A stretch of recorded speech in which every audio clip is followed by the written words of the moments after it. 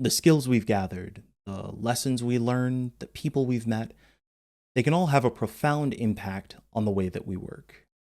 Which is why this panel is actually the perfect way to close out day one of Game Devs of Color Expo 2024.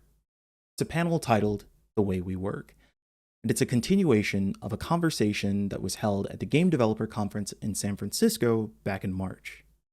Now, on one hand, this conversation is a deep dive analysis into many aspects of the game industry, both positive and negative. These folks have a wide range of experiences from AAA down to tiny indie, from big budget to small budget, and everywhere in between. But this is also a conversation around four colleagues and veterans in the industry. They discuss some of the highlights, some of the low points. They discuss great opportunities and their own layoffs. It's a vulnerable, honest conversation, and I'm really glad that we get the chance to share it with you today. So please welcome to the stage JC Lau, Latoya Peterson, Chandana Ekenyaka, and Shanae T. Bryant. Welcome to The Way We Work, a deconstruction of work culture in the game industry. What works, what definitely doesn't, and most importantly, how all of us can remake it. Now, back in March, we introduced The Way We Work at the 2024 Game Developers Conference with a series of micro talks. Today, we're going to get a chance to dig in on some of those topics and learn a little bit more about how to create long-term human sustainability in this industry. As with all The Way We Work sessions, the goal here is to shift us from conversation to action and understand that we all have a part to play in making this industry better. So let's kick us off with some introductions of our speakers today. I'll go first. My name is Shanae Bryant. I'm an executive producer with Oculus Publishing. I've been in professional game development for going on 23 years now.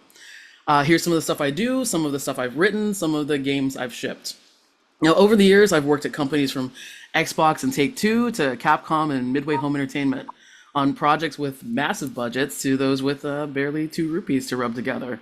I've seen a lot of how teams work and how a lot of companies run, and I'm always excited to talk about the way we work. JC. Hello, I'm Dr. JC Lau. I am a senior advanced producer on the Hidden Grove team at Probably Monsters. I've been in the industry for about 8 years now, and I first started at Xbox in localization before going to Bungie, where I worked on Destiny 2 and its releases up to Forsaken. Then I went to Harebrained Schemes and worked on Battletech and most recently Lamplighters League. And I'm currently working on everyone's favorite thing, unannounced project on the Hidden Grove team at Probably Monsters. Here are also some leadership initiatives I've been part of. And I'm also the creator of hashtag What a Game Dev Looks Like, which is an online movement celebrating and amplifying the diverse range of people who go into game dev.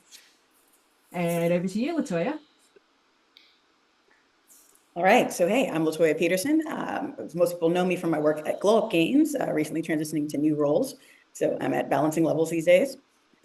So game development is actually my third career, which is interesting. I've been in management for more than almost 15 years now. And so before game development, I was a journalist, writer, and blogger. I had a popular blog called Reshalicious. Then I transitioned from there into television production. And so did television at Al Jazeera, Fusion, ESPN, and Disney. Did a little bit of AI work there, did a little bit of esports work there. So I've been a little bit all over the industry before co-founding Glow Up Games, which we ran for 5 years, and other to be announced projects in the works. And then over to Eka for the not last but least, also super interesting person on this panel. Hi, I'm Chandana Ekenyaka. I'm the co-founder and creative director at Outerloop Games. I've been in the industry for about 27 years in art, design, production, leading teams, and I started our own studio 7 years ago, fully remote. We're staff about 14, spread across 4 continents. Shipped a bunch of things, most recently a game called Thirsty Suitors, which is a game about fighting your exes and cooking with your parents to reconcile relationships. Our focus tends to be on games about underrepresented cultures and themes. All right. So now we've met our panel. Let's talk about career development. Now, one of the most common questions I think that folks in leadership receive oftentimes from folks who are looking to move into leadership is what was some helpful advice you got? Like, what was the most helpful advice you got as you moved into leadership? So that's my question that I'm going to put to folks. I'll answer it first.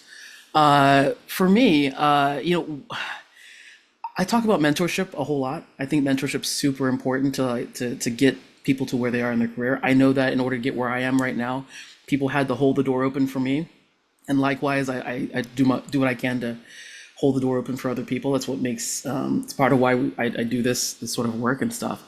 But I think that there's this belief, this myth, I want to call it, that like once you reach the mountaintop, that you don't need mentorship anymore because you become the mentor. You become the master of everything. And I think that's a myth that needs to be busted. I think that once you move into leadership, you probably need mentorship even more. It helps keep you grounded. It helps make sure that you're still questioning like your decisions and in ways that are healthy. It makes sure that you're connecting to people. As an executive producer, I've got several people I consider to be my mentors. They don't all know they're my mentors, but I have several people that I go to for mentorship that just helps me like be better at what I do. So that's my advice. Like your need for mentorship does not stop when you reach leadership. JC, what's your thoughts about that? What was the most helpful advice you received as you've been moving into leadership?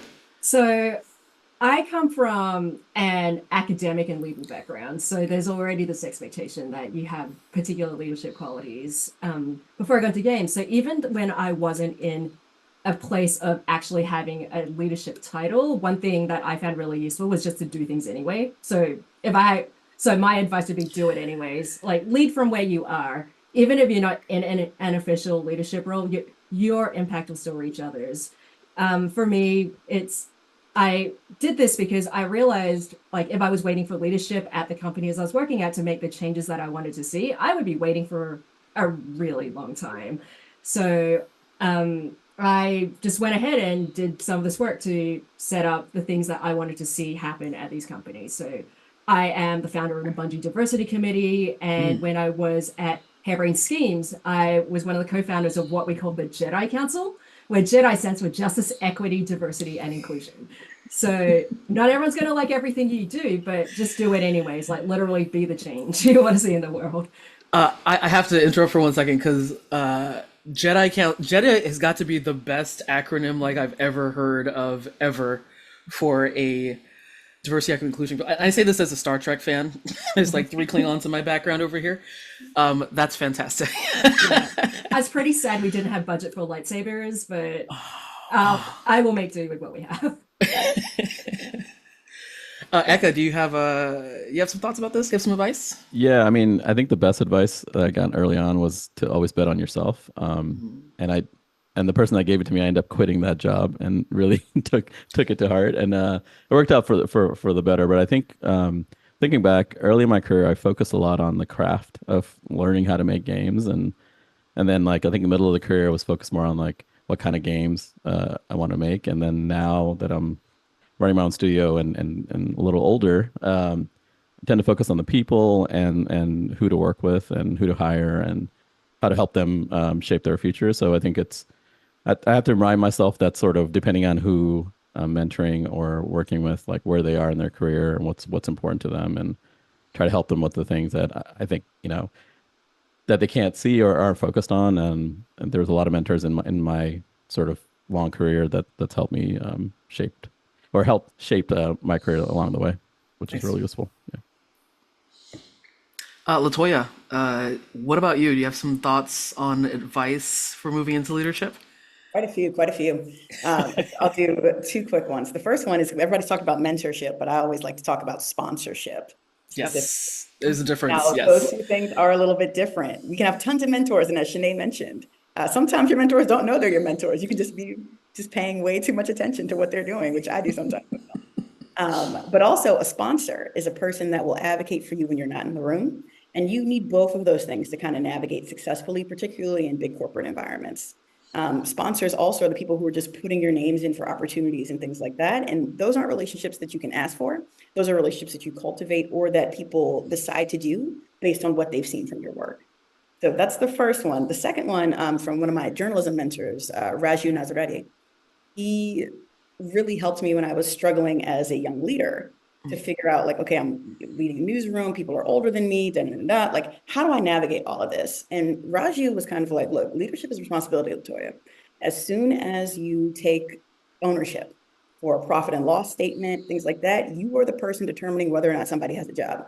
Your decisions of what you're investing in, what you're not investing in, will have impacts on people. People are signing leases, rent, mortgages, whatever, based on your decisions. So always remember, like, I think a lot of people get really caught up in titles, like, oh, I want to be a CEO. I want to be, I want to be head in charge of this project or whatever. These are responsibilities that you have to everybody that's reporting to you on your team. And you want to make sure that you are approaching these things with the weight of that type of responsibility.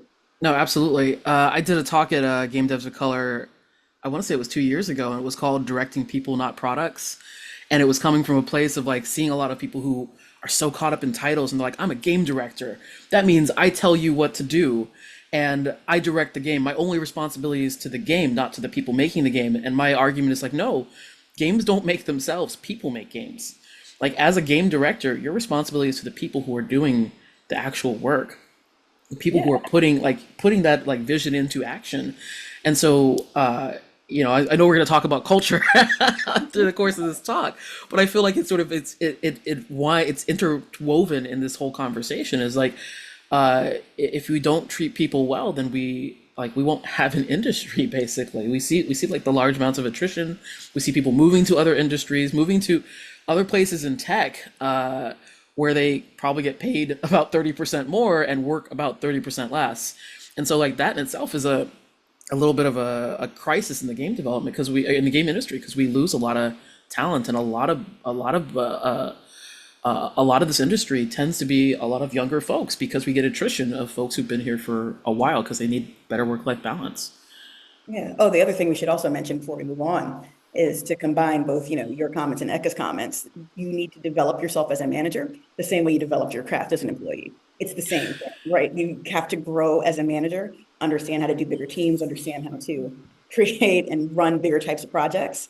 If not, this is where you get a lot of that toxic management that does lead to a lot of people raining out, leaving after a few years, things like that. People who are very inexperienced and who think they are, or they think they have the skills. And then when you realize like, oh man, you've never been through management training, you've never like done a lot of this stuff. You haven't had the benefit of having somebody look over your shoulder and be like, hey, you probably shouldn't have made that call, or like, you need to walk this back to that employee because you were wrong. Those things start to show. And I think in game development in particular, I see like the least amount of management training in any of my career. Yeah, It's true.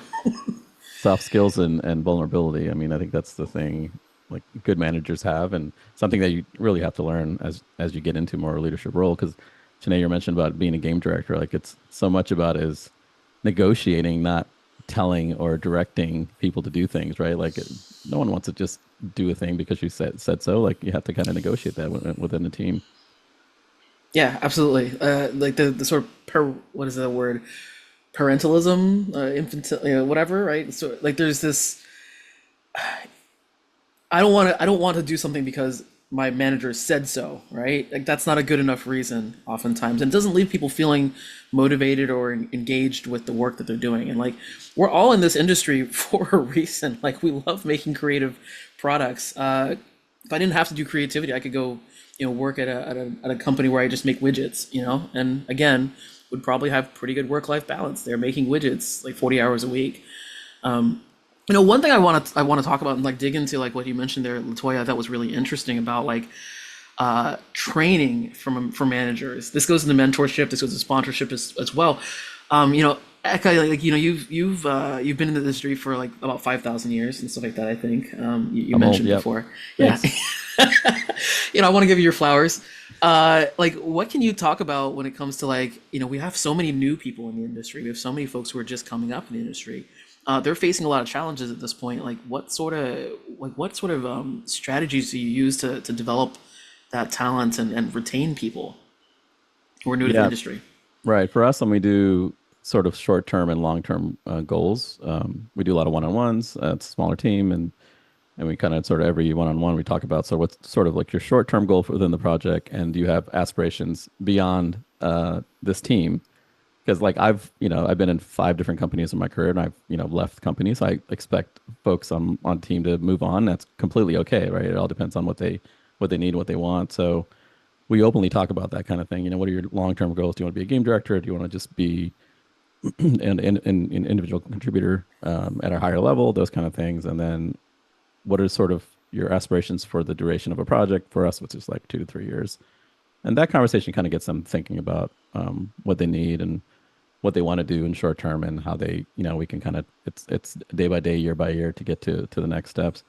I think for me also, when I was, you know, younger in the industry, I didn't know what I didn't know. So it was mostly just focus on the stuff in front of me. And as I've sort of jumped between teams, got to know more people, the thing that I try to impart to folks on our team is just be curious about the other disciplines.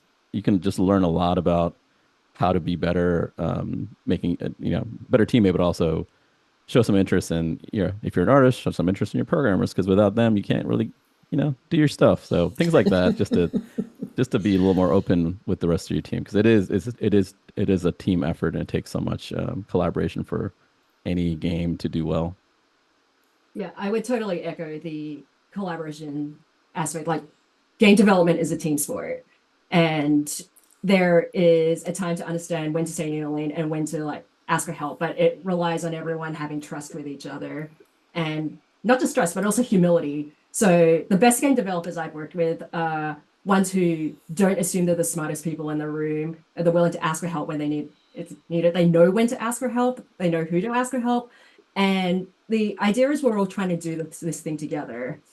So one thing I like to do, especially with early career people, when they, you know, they often they like, if one of my like mentees or my reports has a question and they come to me and they say, I have this problem, what do I do?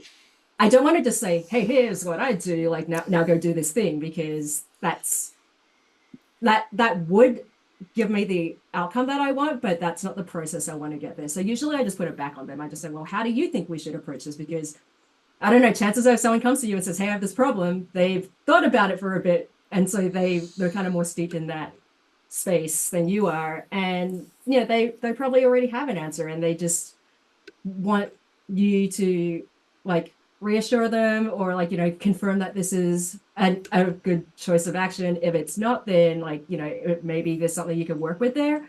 But if they're early in their career, a lot of times I just want to show, hey, I trust you to make this choice for yourself, and I trust that you're doing the right thing.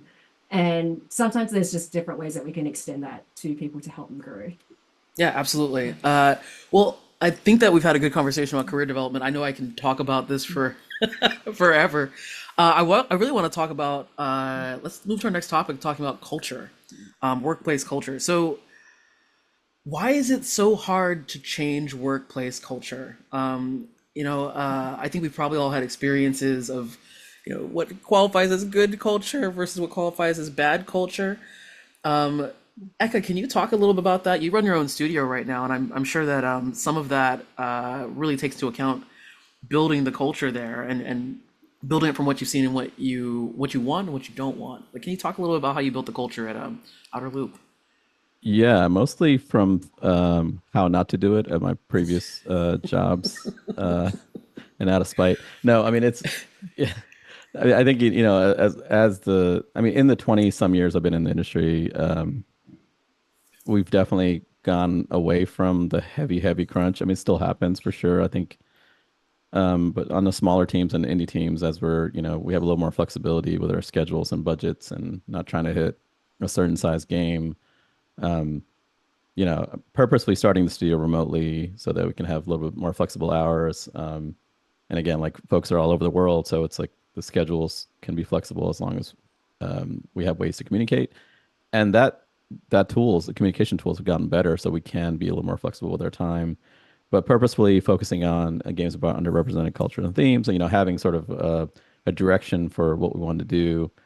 Also having kids myself, and wanting to spend more time with them, and you know, spend some time outside of just sitting in front of my computer was a big motivation, because, like, you know, I like sports. They play sports. I like to coach with them and things like that. So making more time for maternity paternity leave, which was not really non-existent when I had kids. I was like, I think I was the first on my team to have kids, so it was like nobody really nobody really gave a shit about, about that at all. So I think it's gotten better over the years, but there's definitely needs to be a purposeful intent with the culture, what you want to try to do, and reinforce it as much as you can with your team. That's been our approach.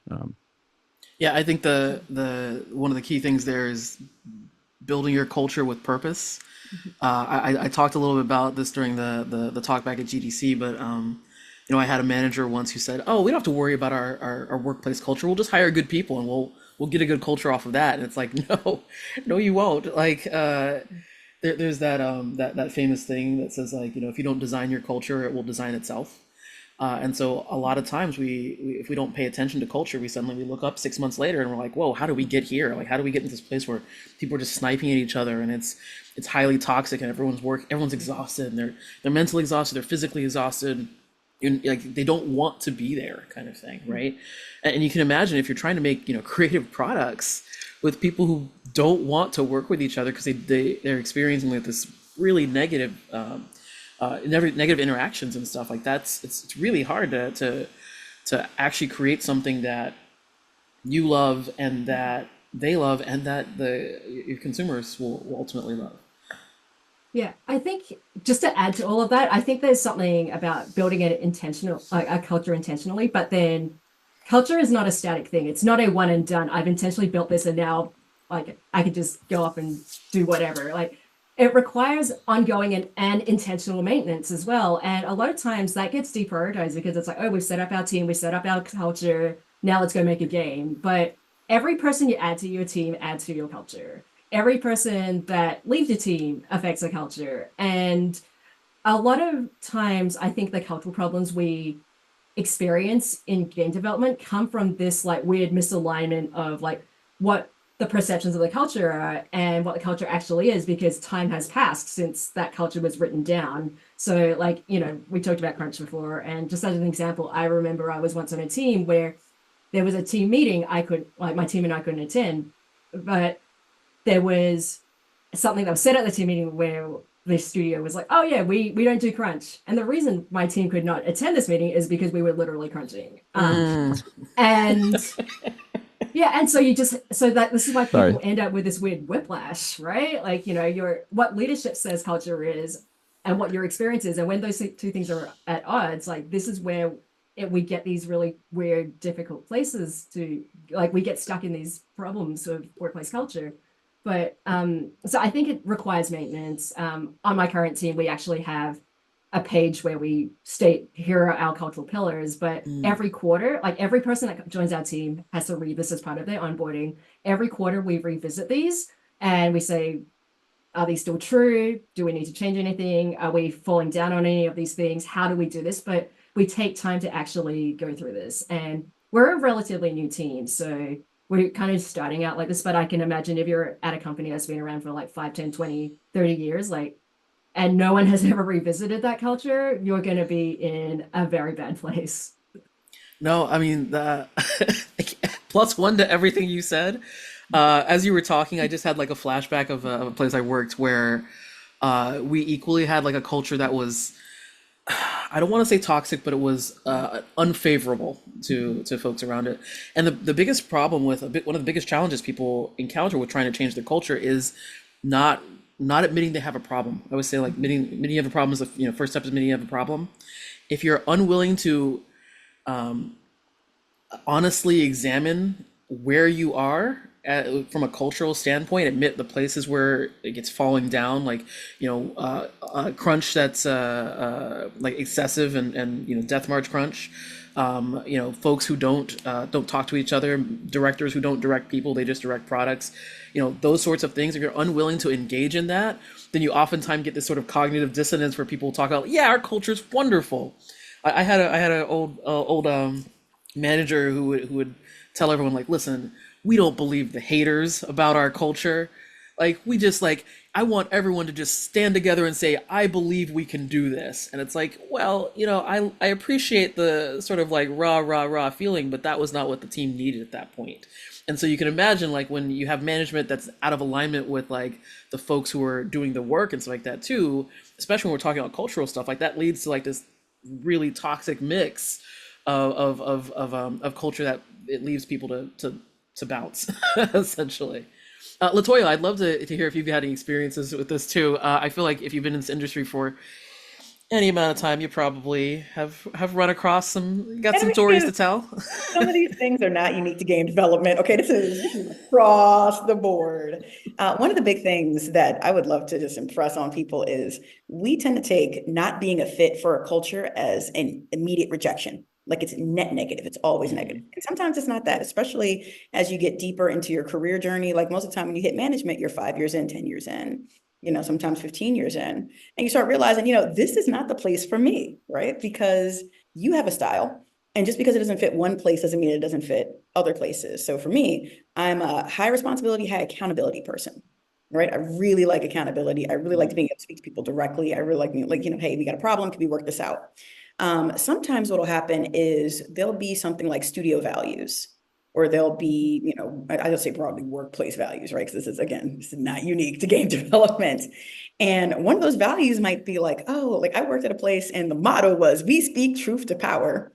Could you tell anybody that there was a problem with something without it immediately being you were being negative? No, you couldn't. There was Mm. nothing that you could say because they didn't want to hear it. It didn't matter. And Open so door policies that you get punished for walking in the door. Yeah. the fact that you walked in the door and said something meant you were the problem. And so as a result, there was like, oh, this place is so dysfunctional. Yeah, it's dysfunctional. You can't tell the truth about what's going on. And like, at the end of the day, like the other thing to always remember is that, I'm very anti like the word family at work, Mhm. Oh yeah. right? Because Yep. that's normally like people start opening their door to abuse, right? Like, we're a family. We are not, right? This place exists to turn a profit. We have to do stuff. We can be kind, civil, amazing. We can form bonds that last a lifetime. We can do a lot of those things. And you'll know the truth when the project's over. That's when you'll know how well this family like knit together. Are y'all still working together? Did you do 3 other things together? Then yeah, you can say, oh yeah, we're like a fam. But families can also be really toxic and have toxic dynamics. And so one of the big things that you want to look at is one, what are the stated values of the place in which that we are working, right? What are the stated values? Are we acting in alignment with those values? And sometimes, like, Sinead, to your point, sometimes people just don't want to hear it. It's very hard to take accountability sometimes when like you're the block or you messed up or you did something. It's hard, it sucks. But I think also one of the big things, like, oh, one of my favorite musicians, Miguel.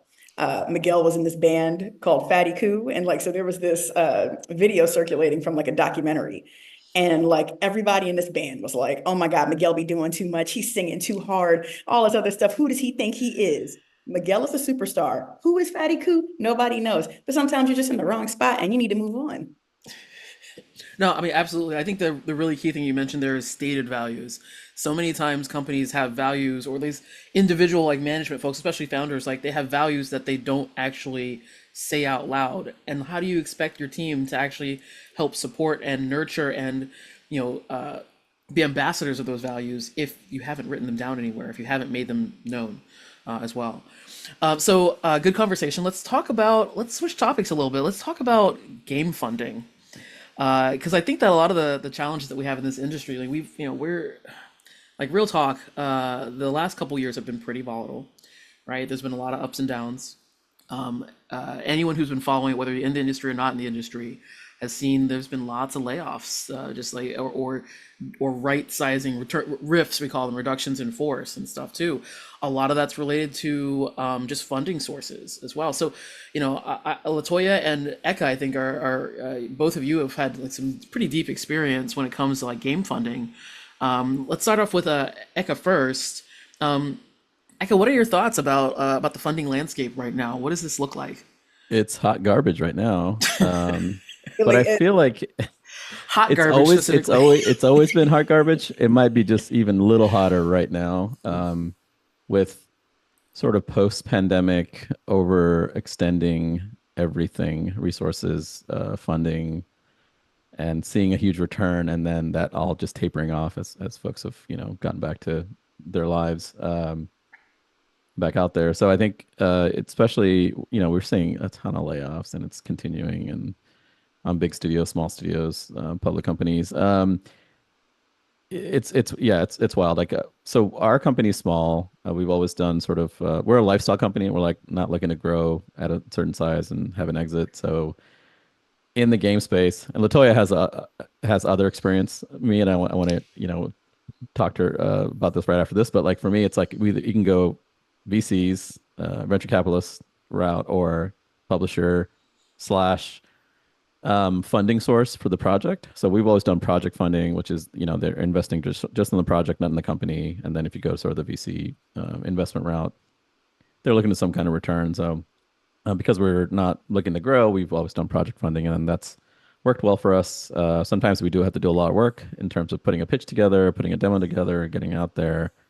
It really comes down to your network and how many people you know, those kind of things. So at this point in my career, I've been trying to help other up and coming teams getting access to the platforms like an Xbox or a PlayStation or Nintendo, or get in contact with a publisher. But it's certainly a buyer's market right now. There's a lot of, as the tools and teams and remote work has gotten easier, there's just a lot more stuff out there that needs funding. I think sort of my advice is, if you don't need money, don't borrow money unless you really have to, because the more you can control yourself, fund yourself, which is hard. I mean, we got our start by just working on our spare time while we had full-time jobs to put together a pitch to get funding. So there's plenty of cases like that, but most folks aren't independently wealthy. And same with us, we didn't have any money to start a company. We just kind of put in some extra work to do it. So project funding for us has been sort of the right approach. And some bigger companies, I think the investment makes a lot of sense. I wish we had some more options. I mean, there's our latest game is through a fund called Outer Sloth, and that is like a independent company that makes Among Us, and they're starting to fund things, and we're starting to see more sort of independent studios that are doing better, funding other studios with better terms than any publisher or VC. But Latoya, you've had done funding in film and other places. I'd love to hear about some of those options that I wish we had in games. Yeah, I mean, there's a few different ways you could take this. One, like, people tend to think venture capital is like just this gift where it's going to talk to somebody, they're going to see the vision, we're going to get this money. No, venture capital is a treadmill. You're always running to the next thing. Did you get your pre-seed? Go to your seed. You get your seed, get your milestones, get your A. Got your A, get your B. Do you get your B? C. C, you're starting to look at, can you exit? Can you get out of this? Like, it's running. So it's interesting because, Eka, you use the term lifestyle company, which I think a lot of people don't necessarily know what that means, but it's really important to think about because it literally is a lifestyle. You want a sustainable lifestyle. We're talking about sustainable. Venture capital, not always congruous with that feeling. Individual funds, individual publishers, they might be more in terms of like, we care about your work-life balance. But generally speaking, if you've borrowed money from somebody, if somebody invested in your company, they're expecting to get their money back. They're expecting a return, and they're going to want to see the moves that you're making to get you back to that. But I think to the broader point, Eka, as well, like, you talked about how the market is so limited, and I agree, man. Like, I was reading something yesterday, and they said 41% of all venture deals, that's everybody, that's all industries, 41% were AI related deals. Right now, if you don't have an AI company, you are dead in the water, baby. Like, nobody wants to talk to you. They are not interested. And then what people are interested in, it's interesting because we saw the same dynamic play out in film a few years ago, where it was like, you can make a blockbuster, right? You can do a Marvel movie, or you can make an indie, like $1 million. But that funding in the middle, that crucial part that really develops you as a filmmaker, those movies that are like 8 million, 25 million, the stuff that John Waters makes, the stuff that The Breakfast Club was in that kind of budget range, those kind of movies aren't getting made anymore because it's too difficult to find funders at that level. People want to do big, big things or tiny, tiny things, but it's tough to find like that variety. So, I've seen. go Oh, ahead. sorry, I didn't mean to cut you off there, Toya. I've seen the same thing happen on the publishing side too. Like, there's a sort of dead zone in the middle. It's always like indie development or AAA quad A development, and we've seen this happen over and over again. We've seen like the double A market arise and then disappear and then arise again, and then indie games start getting bigger and bigger and start reforming it, and then they go away again. So it's like we see those same sort of patterns that are happening in games across. It's interesting to learn about how it's happening across film as well, because I feel like that's one of the most common analogies people make is from games to film. But there's still a really big delta between what we do in the games business and what we do in what happens in the film business. Yeah. It's not always a good delta. Yeah, but also film has just more options to what Becca was referring to before. So in the GDC talk, I showed a chart of the ways in which films get funded and all the different types of venues and stuff like that. Like there is no Sundance right now for video games. Mm. Sundance is more than just the festival. A lot of times it's development labs. It's places where you go and network. It's places where you learn to become a producer and understand like what that means. You learn to become a funder. They do clinics and workshops on like how you get funding and where you go and what happens. Places are putting sponsorships into a pool because they're looking for new talent. There's distributor deals that happen at Sundance. So while you're watching the movies and having fun, what's happening is those filmmakers are running around trying to get their films sold. And I have not seen anything in gaming that's quite like that marketplace. And that's just one. I think the closest thing Indiecade was trying to kind of be like a Sundance for games, but it's literally kind of the exhibition part and less on the like development back end deals, like all of those different parts. In addition, there's all kinds of stuff that we have in film that would be useful in video games that I don't see, like finishing funds. Mm. And occasionally you get lucky. And so, Eka, you might have more to speak to this in terms of like a publisher seeing the vision, seeing your prototype and being like, okay, I can give you some stuff. But like, there's grants in the film world for just about everything, for me to do pre-production research on my documentary, for me to, I was like, oh, the film is mostly finished, but we need a sound grant. Okay, there's normally a grant. It's like, oh, we'll pay for a sound designer for you to come in and finish your film. Finishing funds are a thing because a lot of times filmmakers run out of money right before the end and they need to get it festival ready. Okay, let's do some finishing funds. But there's different types of funds at different parts of the development cycle. Whereas in games, I see it being very feast or famine. You can get a small prototype fund, right? And depending on who you're talking to, that's anywhere from 25K to 300K. You can get a small prototype fund. You can get, a little, maybe slightly more, a little bit further than that, or you can get funded for your game by a publisher, but there's not too much stuff in between. There's not too many things that you can tap into if, the project funding wasn't enough, or to find different sources. That's super interesting, is the different striations that are available within film. And I think this sort of plays into like our last topic, which is around human sustainability and sustainability of the industry as a whole. So we touched on the many rounds of layoffs that have been happening over the last, I was gonna say 18 months, but it's really been over the last like 24 months, I think, at this point, because it's sort of continued pretty well into 2024. I think a lot of that can be related to like funding. A lot of it's related to mismanagement or just like toxic work cultures. Again, not being deliberate about the work culture, and then you lead to lots of attrition and just folks who sometimes abandon the industry altogether. I can quote that that state of the industry report from, I think it was 2020, that talked about how the average game developer has been in the industry for 5 to 7 years.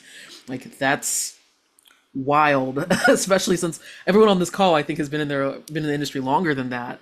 So we're all kind of unicorns right now, and we need to figure out ways that we can make this industry more sustainable for humans, not just for the money that we try and make to keep our companies running. So I guess that's kind of the question. How do we survive in the game industry long term? Like JC, I wonder if you've got some thoughts about this too, of like what sort of changes, what does sustainable game development look like to you? So I'm going to start with a little story. I mentor a couple of like early career folks. A lot of them are like people from underrepresented background who are like, how do I get into games? Or here's my first game job. And I actually have a fantastic mentee, but she, like, as of recording this, she was laid off last week. And this was her first industry job. Like, this was her first grown-up job. And I know layoffs are like a really hard thing for anyone to go through, but it's especially devastating when you're early career, because you wonder, am I cut out for this role? Like, is this where I really want to be? And I think a lot about like the loss that we have for like, of talent, of like actual and potential talent, of like the games that never get made, the things that get canceled the week before they're supposed to launch, like all the things that we lose because we are not doing this sustainably. And then I think, well, how do we get these things over the line? How do we ship the game that got cut the week before, or how do we keep people in the industry? And it's really hard because there are so many moving factors. Some of these are not within our control. It's just like, I could vaguely point to like the economy or whatever, but I think there is something there where, like, at this very basic level, the bare minimum we can do is at least do what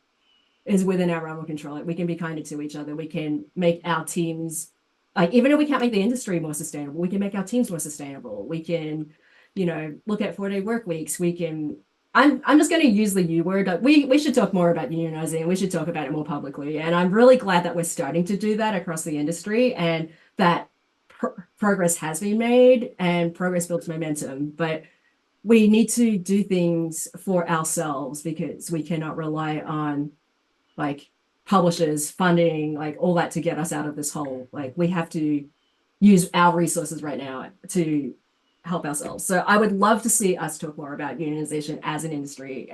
Like, people do it in these little secluded like discords in the background in their companies. Like secret Yeah. conversations. Yeah, you have it, and I understand why that happens, but I also think that it's important that we see these come out loud. So it's like, when you give a name to it, when you like all acknowledge that it exists, like, we talked about the first step is acknowledging this thing exists. Like, let's do things like that, so that we can actually take control, like, we can have ownership and control over the things that we can manage to be more sustainable.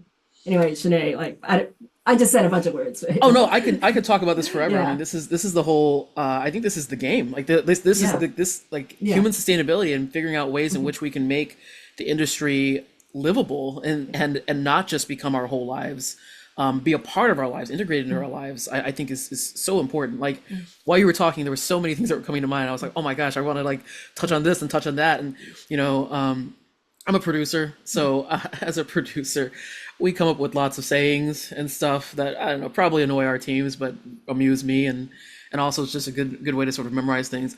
When we talk about like the first step is meaning you have a problem, I usually say this as like, once you name a thing, you can kill it. And until we name it, until we say, hey, this is the problem we're trying to solve, then we're going to keep going in circles over around and around, making the same mistakes over and over again. I don't want to make the same mistakes. I want to make new mistakes, because new mistakes implies progress. The same mistakes is it's the industry not moving forward at all.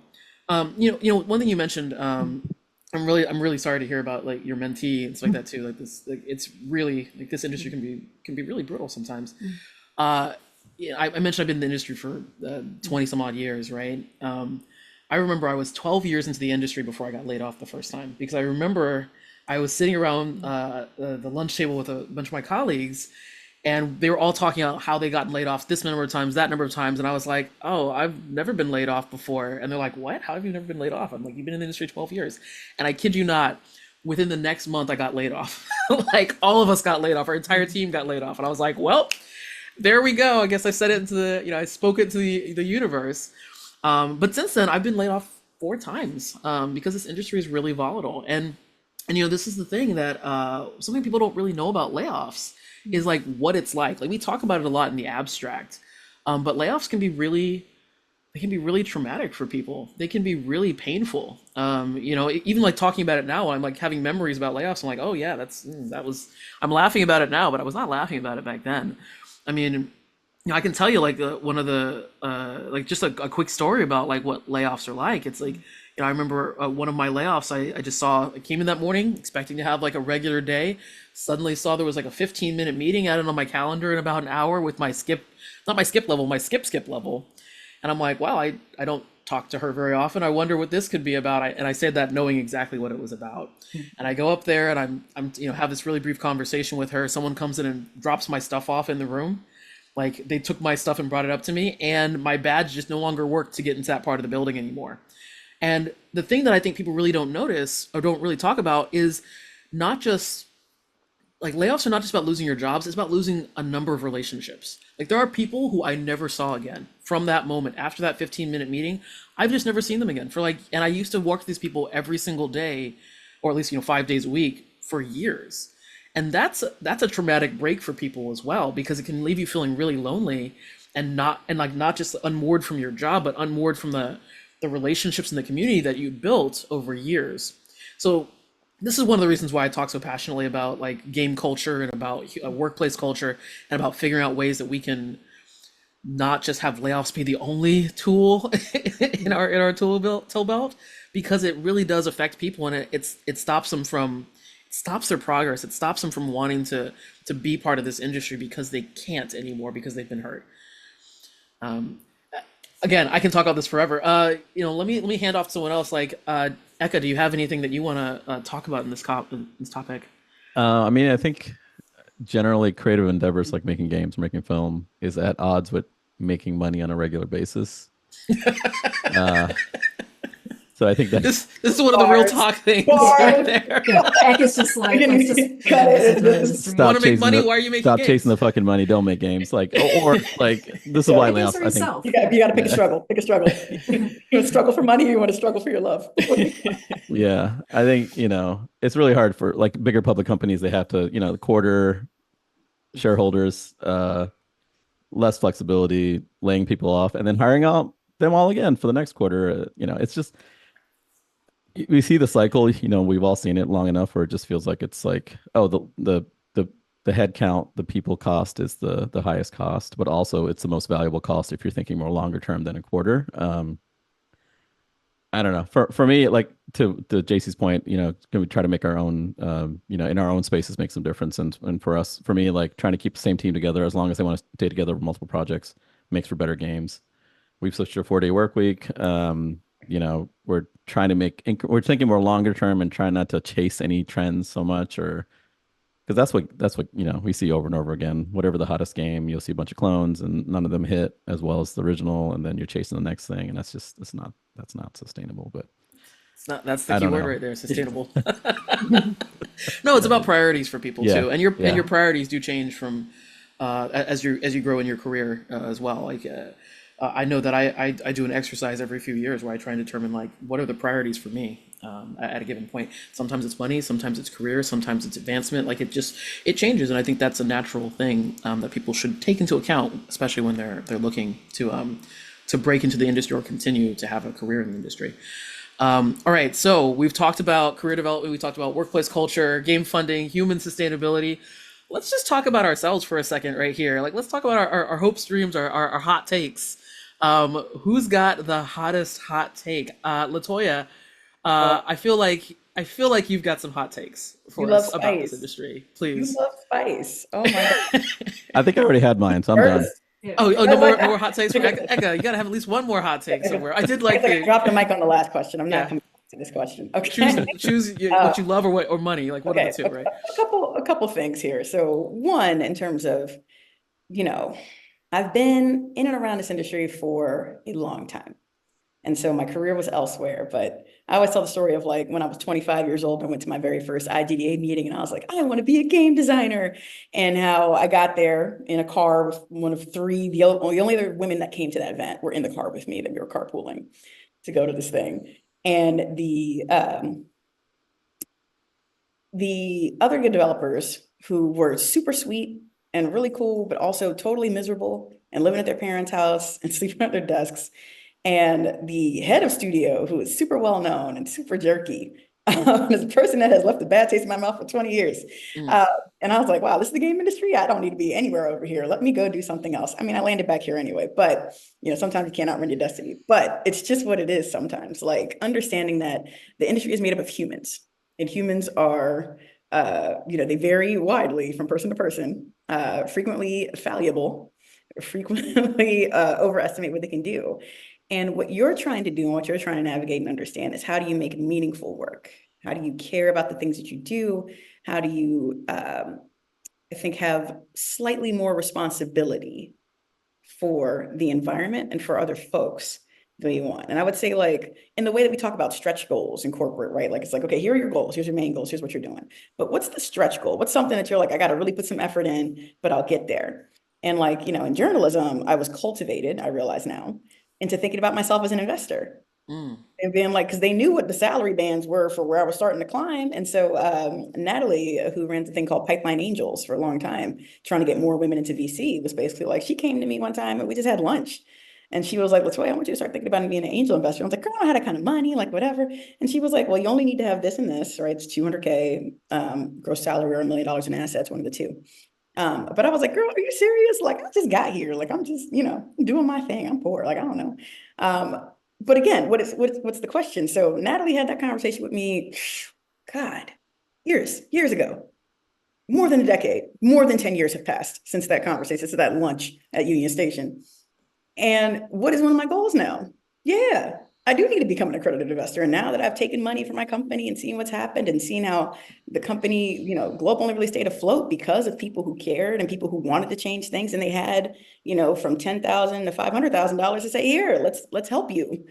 I can help support you in this material way. So is it scary to stretch and be like, oh my God, I got to make this much money and I got to give a chunk of that money to somebody else? Like, that's scary. But in terms of thinking about, okay, but think of all the talented designers I know that 15,000 or 25,000 or 50,000, or if I can get 15 friends together and we can make a syndicate and we can put together a 300,000, those things start changing the math, right? And so starting to think about it in that way. The other thing, which is a little bit profane, so I'm going to apologize right now, but it's probably going to be in the forthcoming book that I'm going to get to, right? Big fan of rap, as y'all know. All the projects are there. And so I really love Glorilla on Yeah Glow, because I think one of the biggest things that happens in this industry is that you're in this crippling section of like self-doubt all the time. Like there's all this feedback, there's all of this stuff, there's all these things that are trying to hinder you from coming in. And in Yeah Glow, it's a mirror affirmation for me right now. I'm sitting here like, man, these bitches fraudulent. You the truth. Stop overthinking. These hoes can't fuck with you. Like, yes, actually. Yes. Because what's interesting is when you get into video games, everybody's got an opinion about the thing that you've made and what you've done and how you should have done it differently and how it could be better. And it's never going to appeal to this small base of young white men, or it's never going to be this, or it's never going to be that. And the only way you prove that different is by doing the work that you wanted to do. It's the only way that you can show that other stuff is going to work.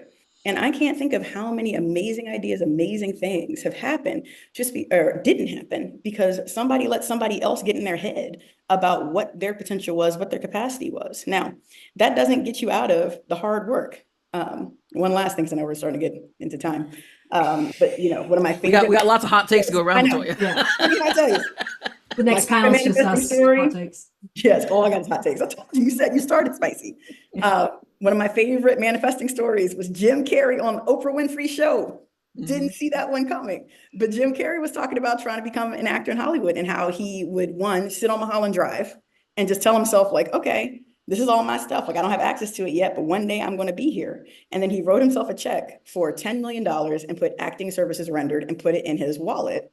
And, and he dated it, I think, 10 years into the future, some amount of time into the future. And then right before that future date came up is when he signed Dumb and Dumber and got the $10 million check. And Nice. what he said on Oprah, he was like, you can't make this intention and then just go make a sandwich. He was like, that doesn't work that way. You got to work at your goals. You got to get better. You got to make sure your ship is you got to go. But if you're putting that effort in, right? Stop overthinking. These hoes can't fuck with you. That's all I'm going to say. Excellent. Yeah, JC, I want to take. echo that really quick because this, I just want to recall back to what I said earlier, like do it anyways. Like don't make the game for those people, make the game for yourself.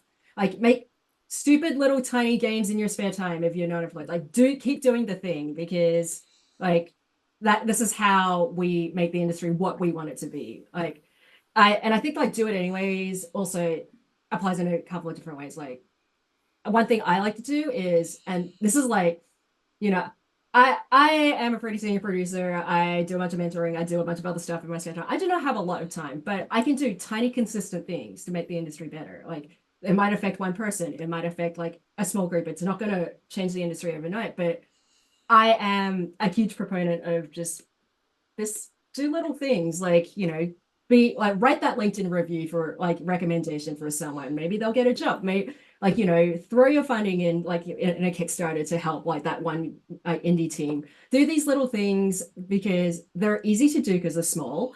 And this is what we can do for ourselves. Like this is sometimes like frankly a really hard and cruel industry. And the only way we get through this, I think, is to be kind. And Absolutely. That's not really a hot take. It's a It shouldn't be a hot take, but it's kind of a hot take. Yeah, it's like be nice to people. Kindness is a hot take. I like that. Yeah, I think that's a good place to end. Yeah. I think. Yeah. Well, my last little hot take is don't get caught up in the idea of the dream job. I don't believe in dream jobs. I believe in people I want to work with, problems I want to solve, things I want to do, stuff I want to make. That's the actual dream. So thank you, like everyone, by the way, this has been great. So like, let's wrap up today with like a bit of a reminder. So This is all about human sustainability, and human sustainability is about how we design the entire pipeline from training and mentorship to career development and growth. It's about how we use soft power and hard power to manage upwards and outwards. And it's about designing work cultures that are healthy, self-perpetuating, and building stability into our process. Like embracing human sustainability is about making better games and about making games better, just like it says on the slides there.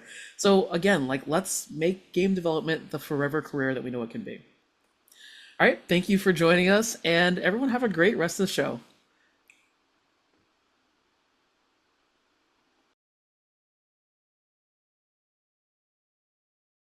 Thank you so much for that panel, folks. I tell you, like, if you were watching that and you didn't get like pages of notes, what were you doing? Probably paying very close attention, and that's okay too. As Shanae brought up, we lack a certain amount of long-term industry veteran experience in the game space. That problem is magnified when we're looking for those long-term folks to also have the experience of people of color. And you can see from the range of their discussion, from indie to AAA, no budget, big budget, experience outside of the game space, when that's combined with some of the understandings of the way systems work as somebody from the margins, there's a really important set of knowledge there that we have to figure out how to maintain. And that's part of why it's so important for us to keep making what we make, to stay in the game space and build structures that help us be more resilient, that support folks who are trying to get in the door, and also support them in their long-term success. I hope that you were able to get that and more out of this panel. If you would like to keep up with our panelists in the future, you can find them all on the Bird site. You can find Shanae over at Mushroom Queendom. There's no M at the end. You can find JC at Dr. JC Lau. You can find Latoya Peterson at Latoya Peterson. And you can find Eka at Ekanaut. Thank you so much for the panel, folks. That is going to do it for day one of Game Devs of Color Expo 2024. I hope you enjoyed the talks that we had, the discussions, that you met some folks on SwapCard, that you're making some plans for how you want to set up the rest of the week. I also hope that you're checking out some of that Steam sale action as well. Thank you again so much to our sponsors who help make this possible. A big shout out to everyone who is doing a bunch of work in the background to make this happen. Our fantastic moderators, our board, as well as all of our volunteers as well. We will see you back here tomorrow for day 2 of Game Devs of Color Expo 2024. I'm your host, Josh Boykin, and also speaking on behalf of the wonderful The Purple Sharpie. Thank you for hanging out. I'll see you tomorrow.